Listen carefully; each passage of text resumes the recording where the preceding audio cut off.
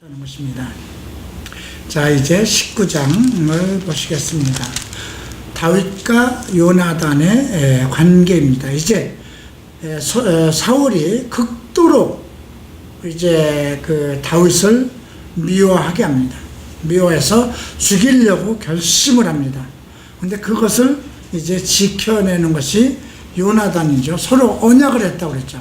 자기 생명처럼 사랑하였다고 그랬습니다. 자, 이제 우리가 그런 그 단창으로 이제 구절을 보면 7절부터 보십시다.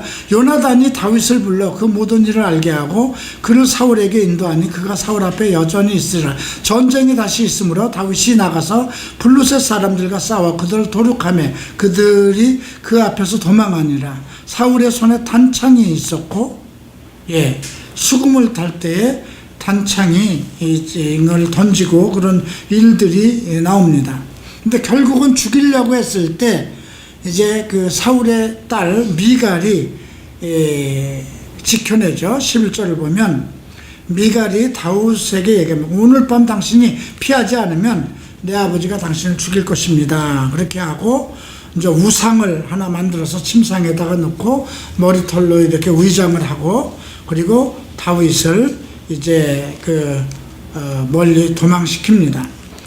근데 이제 사자들을 보내서 사울이 다윗을 데려오려고 했더니 지금 깊이 잠들었다. 병이 들어서 못 갑니다. 이렇게 미갈이 얘기를 하니까 침상째 가져오라고 그러죠. 근데 침상째 들고 와 보니까 다윗이 아니고 우상이 눕혀 있는 것을 보고 이제 미갈에게 야단을 칩니다. 17절 봅니다. 너는 어찌하여 이처럼 나를 속여 내 대적을 놓아 피하게 하느냐. 미갈이 사울에게 대답하여 그가 내게 이르기를 나 놓아 가게 하라. 어찌하여 나로 너를 죽이게 하겠느냐 하더이다. 아빠, 내가 그를 안 내보냈으면 그가 나를 죽였을 거예요. 뭐 이제 자기 딸이 그렇게 얘기하니까 뭐 할 말이 없죠. 그리고 이제 다윗은 라마로 갑니다. 라마가 어딘가요? 사무엘의 고향입니다. 자기의 선지자 라마 사무엘. 자, 18절 다윗이 도피하여 라마에 가서 사무엘에게 가서 숨죠. 사무엘을 함부로 대하지 못하죠. 사울이라 할지라도 아무리 왕이라도 자기에게 기름 부음을 받고 그는 하나님의 사람인 걸 알기 때문에. 그리고 다윗과 사무엘이 나요스로 갑니다. 나요스는 그 선지자 학교가 있는 곳입니다. 지금으로 얘기하면 성경대학이라고 할까요? 신학교라고 할까요? 그래서 이제 그런데 사울의 한 사람이 이제 사울에게 가서 얘기하죠.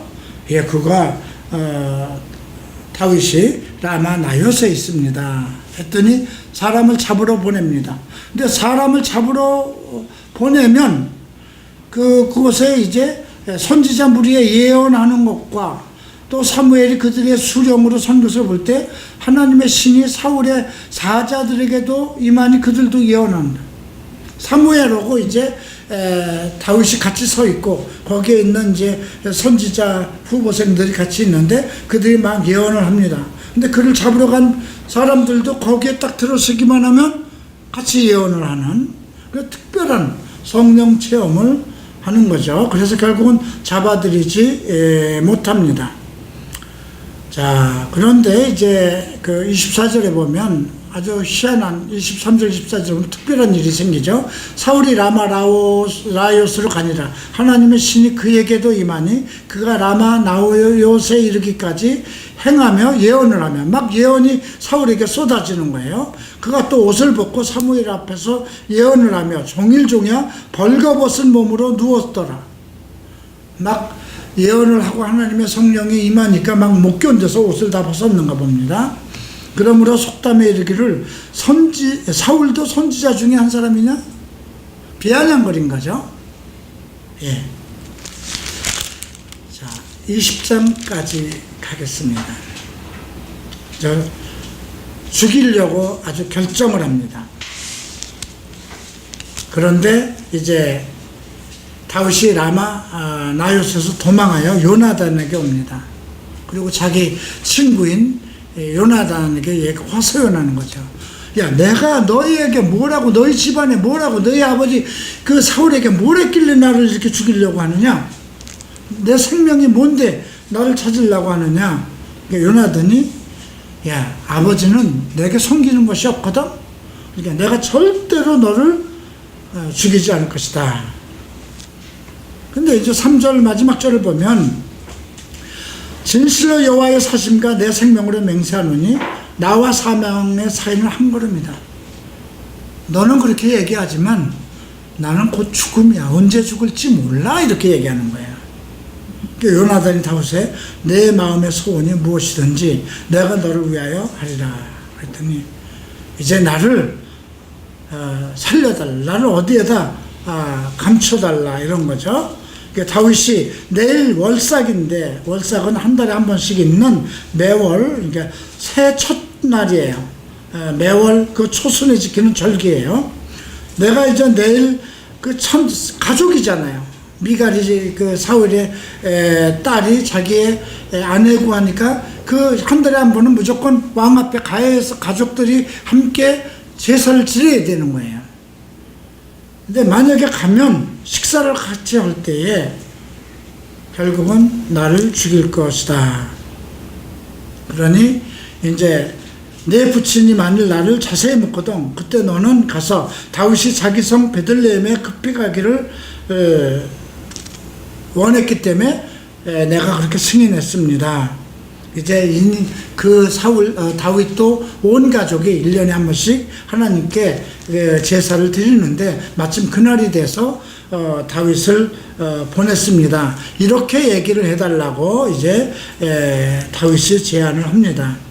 그리고 이제 요나단도 그 말을 이제 좋게 여겨서 7절에 이렇게 얘기하죠. 그의 말이 좋다면 내 종이 평안하려니와 그가 만일 도하면 너를 해하려고 결심한 줄 알지니. 만약에 내 아버지가 그 말을 듣고 그냥 선하게 여기면 좋으려니와 그렇지 않으면 너를 죽이려고 결심한 것으로 내가 알겠다. 예. 그러면 어떻게 하겠느냐. 이제 10절을 보면 다윗이 요나단에게 또 제안을 합니다. 내 부친이 혹 엄하게 내게 대답하면 누가 그것을 내게 고하겠느냐. 내가 너희 그 집안에 초하루 어떤 그 제사에 모일 때에 너희 아버지가 나를 죽이려고 하는 그 분노가 난 것을 나는 알지 못하지 않느냐. 그걸 좀 알려줘야 되지 않겠느냐 했더니 이제 요나단이 특별한 이야기를 합니다. 이 말씀이 매우 중요한 부분이라 어떤 연극과 같은 이야기를 하는 건데 이것은 우리가 어떤 상황에서 어떤 일을 할 때 어떤 영적 싸움이나 어떤 일을 할 때 매우 중요한 부분이기 때문에 여러분들이 좀 귀를 기울여서 들을 필요가 있어요. 자, 그래서 이제 약속을 합니다.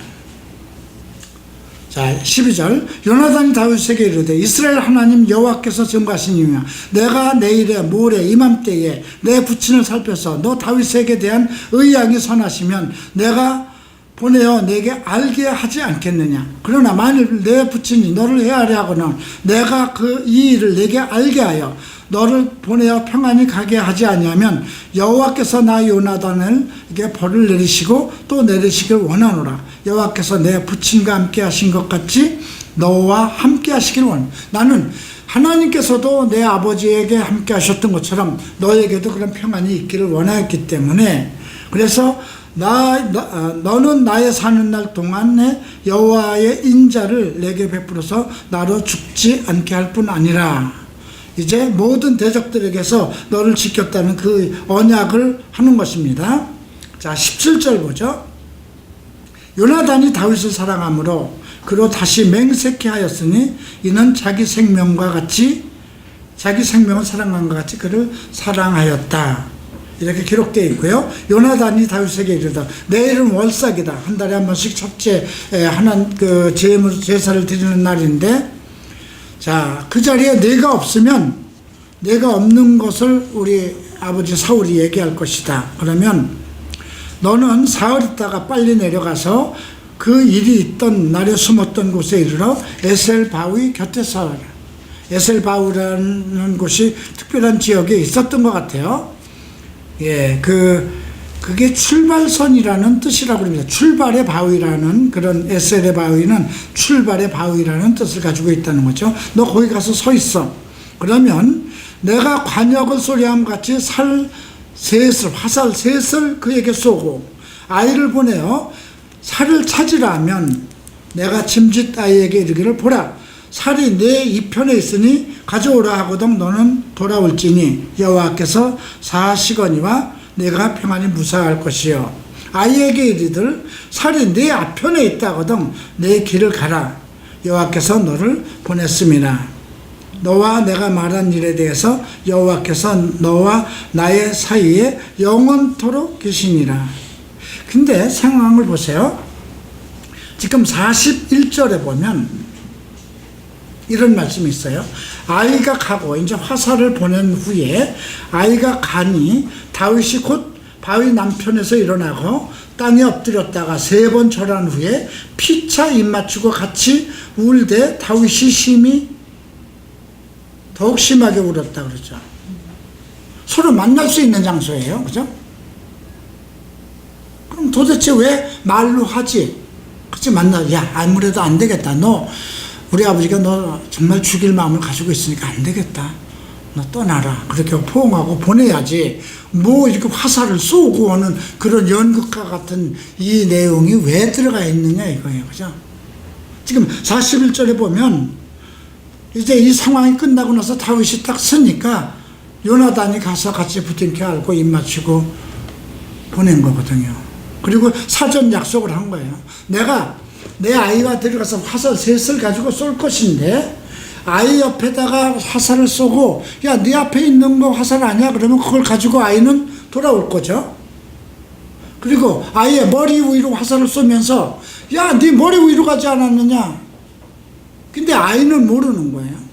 아이는 이게 도대체 뭔지 모르잖아. 이거는 누구하고만 약속된 거야? 다윗하고만 약속된 거잖아요. 근데 그 아이는 아무것도 모르고 가지고 오는 것 뿐이죠.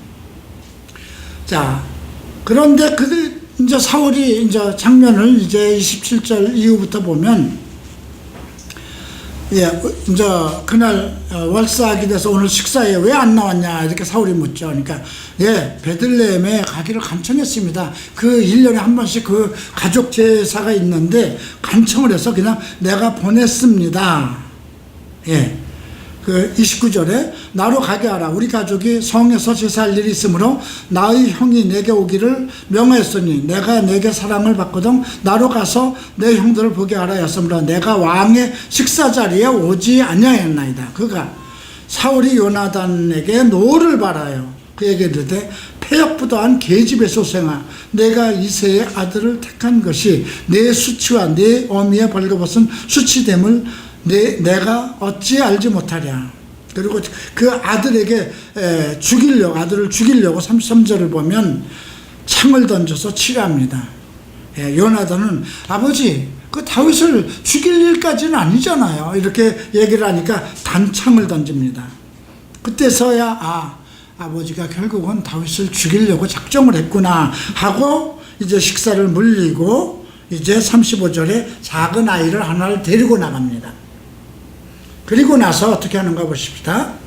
다윗과 정한 시간들로 나가서 아이에게 이르되 나의 쏘는 살을 찾으라 하고 아이가 달려갈 때 요나단이 살을 그 위로 지나치게 쏘았다는 거예요. 머리 위로 지나치게 쏜 거예요. 그러니까 아이가 요나단의 쏜 살이 있는 곳으로 이를 쯤에 요나단이 아이 뒤에서 외쳐가라되 살이 내 앞편에 있지 아니하느냐고. 요나단이 아이의 뒤에서 또 외치되 지체 말고 빨리 다름질하라 하며 요나단이 아이가 살을 주워 가지고 주인에게 들어왔으나 아이는 아무런지 알지 못하고 요나단과 다윗만 그 일을 알았더라. 다윗과 요나단만은 아는 것은 서로 약조된 거잖아요. 근데 아이는 모르고 있는 거예요. 그런데 끝나고 나서 다윗이 알았다 하고 일었으니까 요나단이 같이 가서 부둥켜 안고 입 맞추고 이렇게 헤어지죠. 화살이 떠날 거리만큼, 그것도 장정이 주스러 간 것이 아니고 아이가 쫓아가게 한 거예요. 뭔가 하나의 연극을, 장면을 하나 집어넣은 것 같은 그런 내용이잖아요. 자, 화살이 무엇일까요? 화살의 의미가 성경에서, 우리가 예수님께서 이제 우리가 그 씨 뿌리는 비유를 통해서 성경에 대한 비유에 대한 얘기하죠. 비유가 아니면 말씀 안 하셨다고 그랬어요. 그리고 그 비유는 반드시 해석이 필요하다고 그랬어요. 화살은 무엇일까요? 죄입니다. 화살은 우리가 그 화살이 관역에 맞아야 되는데 하나님의 뜻에 맞지 않는 것, 죄라는 뜻이 결국 관역에 맞지 않은, 하나님이 원하는 그 관역에 맞지 않은 것을 모두 죄라고 합니다. 그래서 우리가 이제 이러한 것을 논할 때, 어떤 일을 내가 행할 때,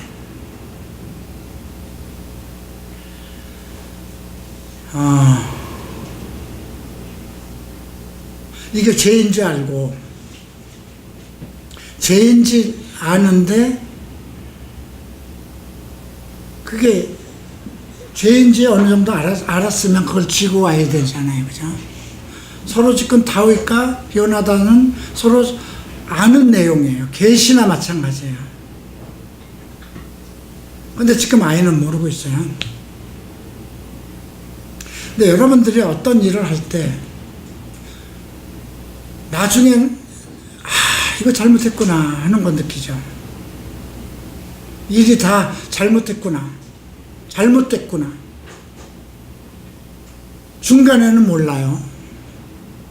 일이 진행될 때는 몰라요. 죄라는 것은요, 죄라는 것은 다 짓고 나서 알게 돼요. 이거 죄를 졌구나, 하나님 앞에. 특별히 나타날 수 있는 것이 성적인 거예요.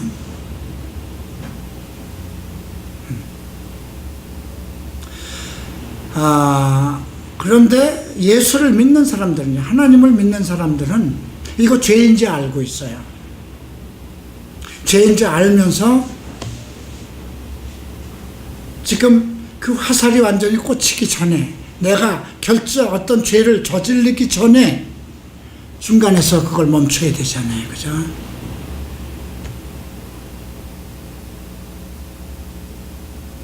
그걸 못하면 결국 끝나는 거예요. 어떤 일을, 이제 이런 것을 여러분들이, 아까 제가 내게 가장 두렵게 하는 것이 하나의 기억이라고 했어요. 어떤 나를 사로잡고 있는 그런 것들. 이제 그런 것들이 어떤 내게 갑자기 이렇게 몰려왔을 때, 하나님의 사람이라도 하나님과 늘 함께하고 하나님을 경외하고 하는 그 시간들 속에서도 우리가 또 세상을 살아야 되니까 세상과의 어떤 접촉과 그런 것을 겪을 수가 있단 말이죠. 그럴 때 대적은, 원수는, 마귀는 결국 나를 넘어뜨리는 거예요. 하나님의 사람을, 지금 다윗이 하나님의 사람인데 다윗을 넘어뜨리는 거예요. 나를 넘어뜨리는 거예요. 어떤 죄에 빠지도록. 그래서 어떤 일이 나한테 다가올 때에 그것이 지나가도록, 관역까지 가지 못하도록, 가지 않게 할 수 있는 것. 일이 끝나면 돌이킬 수가 없어요. 그 화살이 내 머리로 지나가기 전에 그 일을 중단해야 되는 거예요. 자, 어떤 유혹이 왔을 때 걷잡을 수 없는 화살처럼 달려가게 돼요. 화살처럼 멈춰지지 않아요.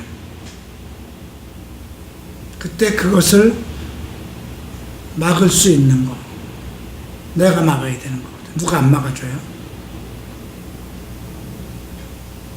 내 마음에 있는, 그러니까 알코올, 성, 이런 모든 것, 재물, 이런 것이 나를 유혹했을 때 내가 스스로 제재하고 멈출 수 있으면 좋겠는데 그게 안 멈춰지는 거예요. 화살처럼, 화살은 하나님의 뜻이 아닌 건 전부 다 죄거든요. 오직 하나님의 관역에 맞아야 되는데 그것이 아닌 건 다 죄거든요. 근데 죄인 줄을 알면서도 달려간다는 거죠. 그래서 지금 이 아이는 아무것도 모르고 그냥 화살을 짊어지고 왔다는 거죠. 중요한 거는 우리는 어려서부터, 지금 요나단이나 다윗은 어려서부터 하나님을 경외하는 사람들이에요. 그죠? 근데 우리가 하나님의 사랑하고 하나님과 나와의 존재, 나와의 관계를 모르고 있다면, 또 하나님의 기름 부음을 받은 왕이라도 자기 어떤 사욕이라든가 그런 걸 통해서 하나님의 지혜를 얻지 못하고 있을 때 자기 마음대로 하거든요. 자기 속성대로. 지금 사울은 자기 아들에게도 창을 던져버려요. 그죠? 그 분노. 근데 지금도 우리 생활 속에서 이런 것이 그냥 나타나요. 우리 믿음 생활 속에서도. 나는 과연 다윗처럼 사랑하고 있는가? 다윗처럼 하나님과의 관계를 온전히 가지고 있는가? 어떤 죄의 문제가 있을 때 과연 그 죄로 하여금 내가 끝까지 빨려 들어가지 않고 중간에 멈출 수 있는,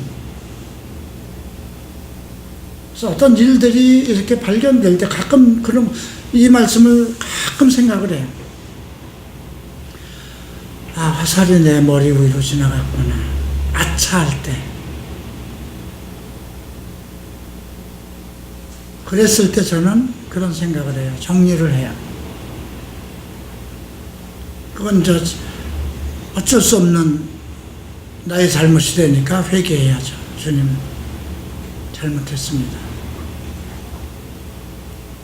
그런데 이제 어떤 일을 결정을 하려고 그럴 때 아직 내가 더 생각할 수 있는 여유가 있는 상황이 이럴 때가 있어요. 이걸 어떻게 할 것인가.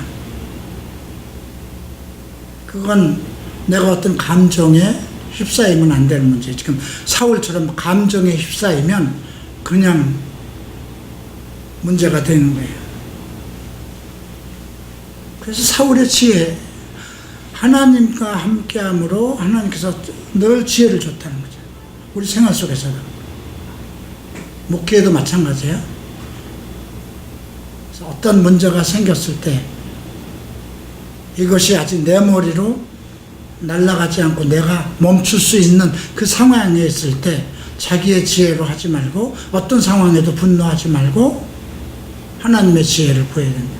하나님 도와주십시오. 오늘 그러한 부분을 이제 42절을 봅니다. 요나단이 다윗에게 이르러 평안히 가라.